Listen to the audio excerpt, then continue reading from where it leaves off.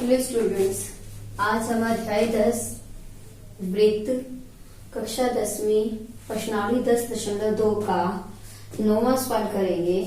9वें सवाल में देखो आपके पास क्या है, ये आकृति है। ये आपकी आकृति दी हुई है। इसमें एक्स वाई और एक्स डैश वाई डैश क्या है, दो स्पर्श रेखाएं हैं और ओ जो है वो वृत्त का केंद्र है और स्पर्श बिंदु दो समांतर रेखाएं। देखो इसको एक जो समांतर है, एक स्पर्श रेखा ए बी जो है एक्स वाई को ए बिंदु पर और एक्स डैश वाई डैश को बी बिंदु पर काटती है, प्रतिच्छेद करती है। हमने ये सिद्ध करना है कि कोण ए और बी जो है वो 90 डिग्री का है। ये ए ओ और ये बी, ये वाला कोण जो है आपने सिद्ध करना है 90 डिग्री का है। तो देखो हम क्या लिखेंगे, दिया है इसमें हमारे को क्या दिया हुआ है, देखो एक्स वाई तथा X dash Y dash O केंद्र वाले, क्या लिखोगे, ओ केंद्र वाले किसी वृत्त, ओ केंद्र वाले किसी वृत्त पर दो समांतर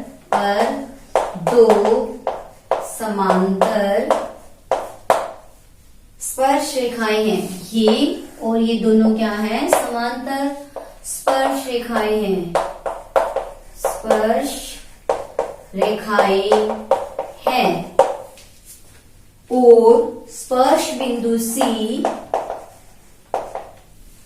पर स्पर्श बिंदु सी पर, देखो ये स्पर्श बिंदु सी है, स्पर्श बिंदु सी पर स्पर्श रेखा ए बी,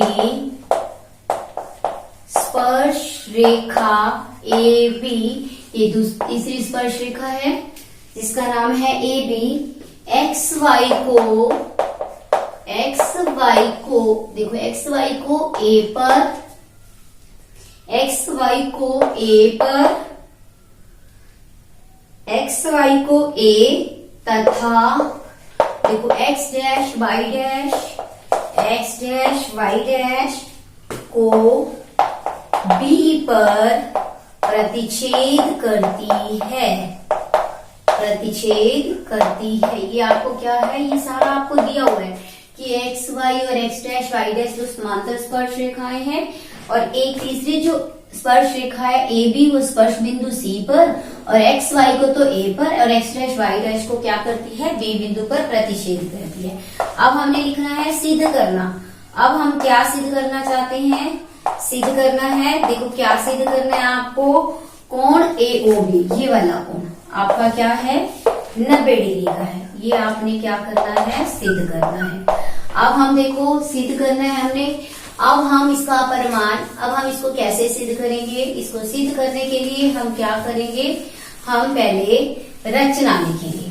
रचना में देखो हम क्या करेंगे, पहले हम रचना लिखेंगे। रचना क्या होती है, जो हम अपनी तरह से अपने सिद्ध करने के लिए हम अपनी तरफ से जो खींचते हैं। देखो ध्यान से, मैंने क्या किया, ओ को सी से मिलाया, ओ को सी से मिलाया। अब देखो परिमाण देखो क्या है, हम परिमाण क्या करेंगे, देखो मैंने ओ को सी से मिलाया और इनके नाम रखे 1 2 3 और 1 4।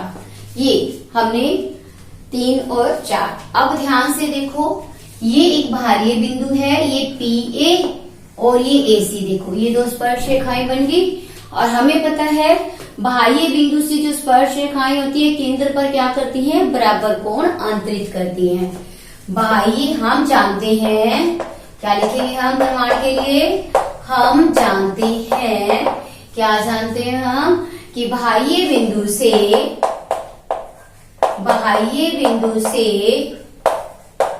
स्पर्श रेखाएं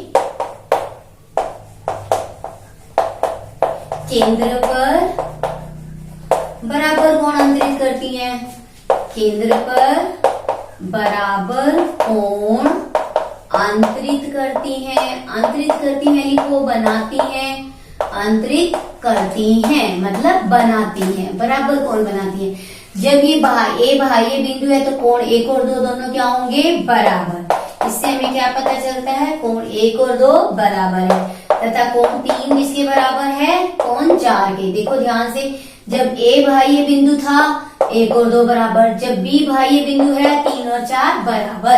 इस प्रकार हम ये भी लिख सकते हैं, कोण 1 जमा कोण 2 जमा कोण 3 जमा कोण 4, इन सबका योग क्या होगा, 180 डिग्री। एक सरल रेखा पर बने कोणों का योग। एक सरल रेखा पर बने कोणों का योग, कोणों का योग, क्योंकि एक सरल रेखा के ऊपर जितने भी कोण बने हुए सबका योग क्या है, 180 डिग्री। अब आप देखो, आपने इसको लिखा था 1 और 2 बराबर है तथा 3 और 4। मैंने इसको समीकरण दिया 1, इसको लिखा समीकरण 2। समीकरण 1 और 2 से, समीकरण 1 और 2 से देखो आपको पता चलेगा, 1 और 2 से आपको कैसे, ध्यान से देखो आप कैसे हम लिखेंगे 1 और 2 से। देखो हमने ये सिद्ध करना है AOB 90 डिग्री, ये वाला। हमें कौन कौन सा कोण चाहिए, 2 और 3। देखो 1 और 2 बराबर है तो 2, 1 की जगह पे मैं क्या लिख सकती हूँ, कोण 2 मैंने लिख दिया। इसी तरह से 3 और 4 बराबर है तो मैं 4 की जगह पे क्या लिख सकती हूँ, कोण 3 बराबर में क्या हो जाएगा, 180 डिग्री। ध्यान से देखो, अब आपके पास 2, इनको प्लस करोगे 2 कोण 2 आ गया, और इनको प्लस करोगे 2 कोण 3 आ जाएगा, बराबर में 180 डिग्री। 2 देखो दोनों में साझा है, मैंने साझा ले लिया, यहाँ से आपके पास क्या रहेगा, कोण 2 जमा कोण 3। अब आप आगे देखो, आप क्या करोगे, देखो ध्यान से, 2 गुना वाला कहाँ चला जाएगा, भाग में, तो कोण 2 जमा कोण 3 बराबर में 180 बटे में 2 क्या आ जाएगा, 90 डिग्री। कोण 2 जमा कोण 3 बराबर क्या आ गया आपके पास, 90 डिग्री। देखो 2 और 3 को, इन दोनों को मिला के क्या बनता है, AOB। इट इम्प्लाइज, इससे क्या पता चलता है, कोण AOB बराबर क्या है, 90 डिग्री। तो इसका मतलब ये क्या हो गया, अतः यह सिद्ध है कि कोण AOB बराबर क्या है, 90 डिग्री। आपको पता चला, अतः यह सिद्ध है, या लिख सकते हो इति सिद्धम, कि कोण AOB क्या है आपका 90 डिग्री। आपका था 9वां सवाल। अब आप देखो 10वां सवाल। अब हम आगे करेंगे अगला सम। अगला सवाल आपके पास क्या है, 10वां सवाल।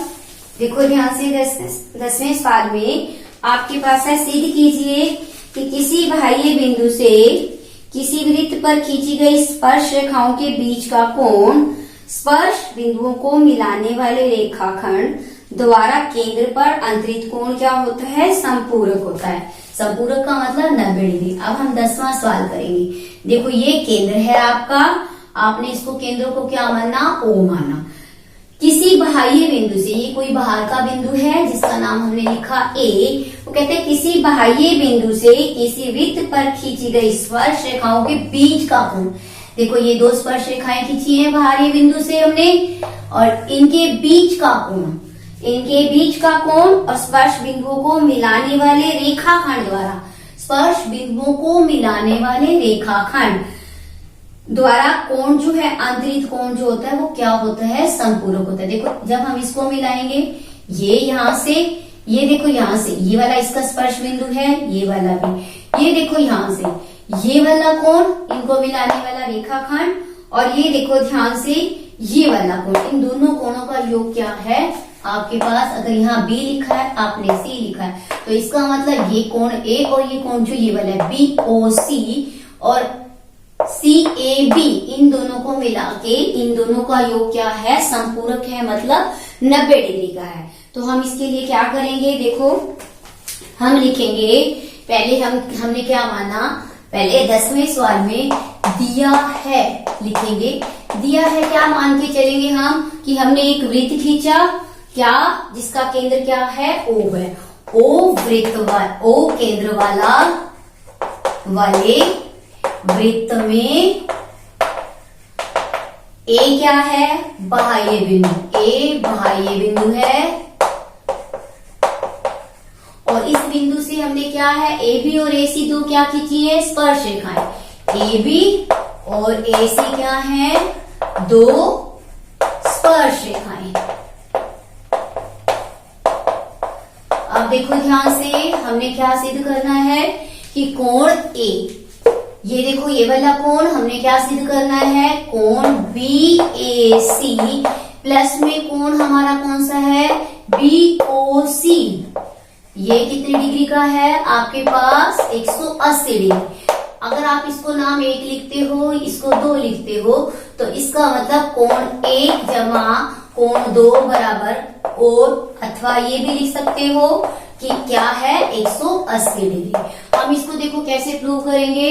हम जानते हैं, देखो स्पर्श बिंदु से केंद्र वाली जो त्रिज्या होती है, स्पर्श रेखा पर क्या होती है? लंब होती है। अब हम क्या करेंगे? प्रमाण लिखेंगे। प्रमाण हम क्या लिखेंगे? स्पर्श बिंदु से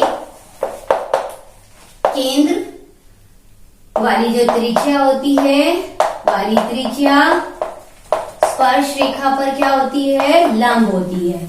स्पर्श रेखा पर क्या होती है? लंब होती है। देखो ध्यान से, लंब होती है।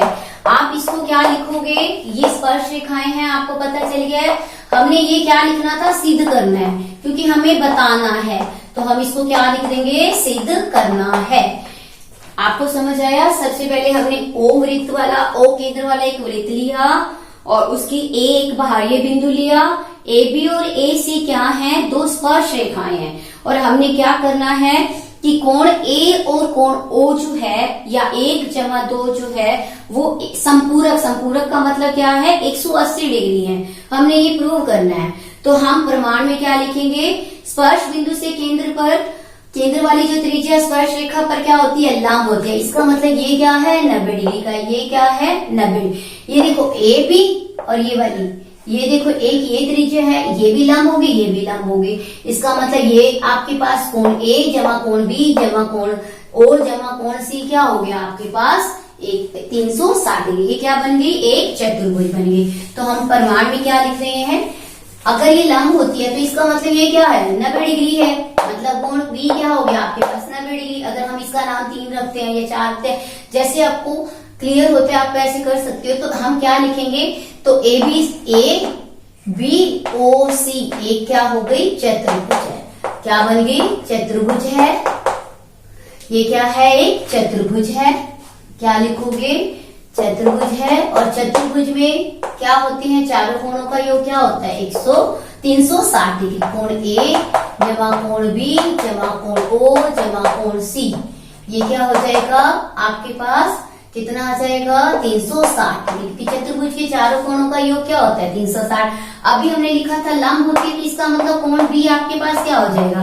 90 डिग्री। कोण सी भी क्या हो जाएगा? 90 डिग्री से। ये समझ आया आपको? तो अब आप इसका मान रख सकते हो। तो आपके पास क्या आ जाएगा? देखो ध्यान से, कोण ए आपके पास कितना है? आपने निकालना है, प्लस कोण बी आपके पास क्या है? 90 डिग्री है। कोण ओ आपके पास आपको निकालना है, और कोण सी आपके पास क्या है? 90 डिग्री है। तो बराबर में क्या है? 360। ये आपका क्या था? ए बिंदु। 90 और 90 क्या हो जाएगा आपके पास? 180 डिग्री। और बराबर में क्या है? 360। तो कोण ए जमा कोण ओ बराबर में 360 माइनस में 180 डिग्री। तो आपके पास क्या आ जाएगा? देखो ध्यान से, क्या लिखोगे? जब आप माइनस करोगे तो कोण ए जमा कोण ओ बराबर क्या आ जाएगा? 180 डिग्री। अब आप इसको कैसे लिख सकते हो? कोण बी ए सी लिखो, प्लस में कोण बी ओ सी बराबर 180 डिग्री, अथवा क्या लिख सकते हो? कोण 1 प्लस में कोण 2 बराबर में 180 डिग्री। अतः ये क्या है? संपूरक है। संपूरक है, इसलिए क्या लिखोगे? यह सिद्ध हुआ। ठीक है, इति सिद्धम, ये है सिद्ध है। आपको समझ आया? उसके बाद नेक्स्ट देखो आप 11वां सवाल।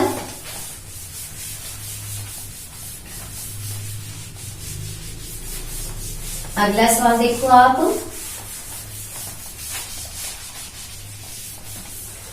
ग्यारहवां सवाल इसी प्रश्नावली का आपके पास है, देखो, जिसको हम पहले भी सिद्ध कर चुके हैं।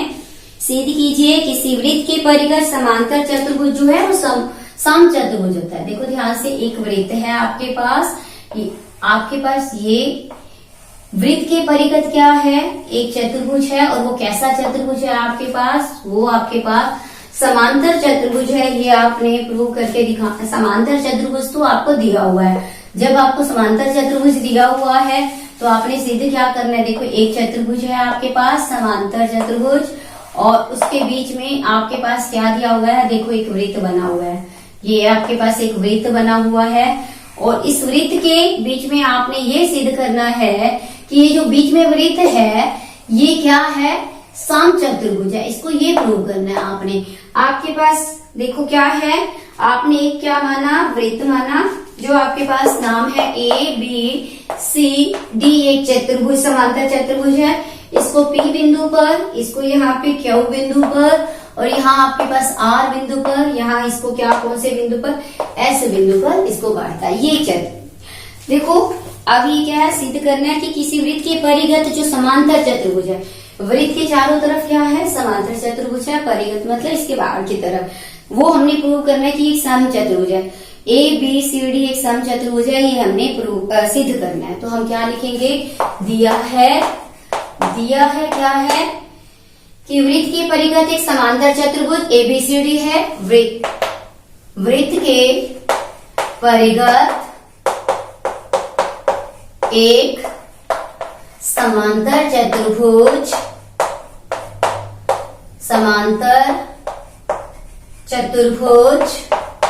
ABCD है। और सिद्ध क्या करना है हमने, कि ABCD एक सम चतुर्भुज है। क्या सिद्ध करना है, ABCD एक सम चतुर्भुज है। क्या सिद्ध करना है हमने, ABCD एक सम चतुर्भुज है। अब आप देखो प्रमाण में हम कैसे करेंगे, ध्यान से समझो। सबसे पहले हम ये प्रूव करेंगे कि हमारे पास ये AB है और ये CD है। अगर हम AB प्लस CD और BC प्लस AD को सिद्ध करके दिखाते हैं तो हम इसको कैसे करेंगे प्रूव, देखो हम मान के चलेंगे A आपका क्या है, बाह्य बिंदु है। तो हम जानते हैं बाह्य बिंदु से स्पर्श रेखाओं की लंबाइयां क्या होती है, बराबर होती हैं। हम जानते हैं, क्या लिखेंगे हम जानते हैं बाह्य बिंदु से स्पर्श रेखाओं की लंबाइयां क्या होती हैं, बराबर होती हैं। स्पर्श रेखाओं की लंबाई क्या होती है, बराबर होती है। क्या लिखोगे, बराबर होती है। तो देखो ध्यान से, आप क्या लिखोगे पहले,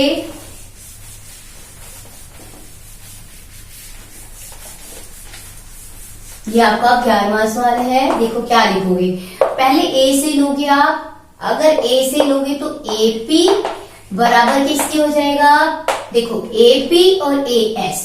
ध्यान से देखो, आपके पास क्या आ जाएगा, AP और AS। समझ आया आपको। इसी तरह से देखो, जब आप B से लोगे, ये आपका एक नंबर आ गया। जब आप B से लोगे तो BP बराबर में क्या हो जाएगा, BQ। समझ आया। इसी तरह से आप ये नंबर 2 आ गया।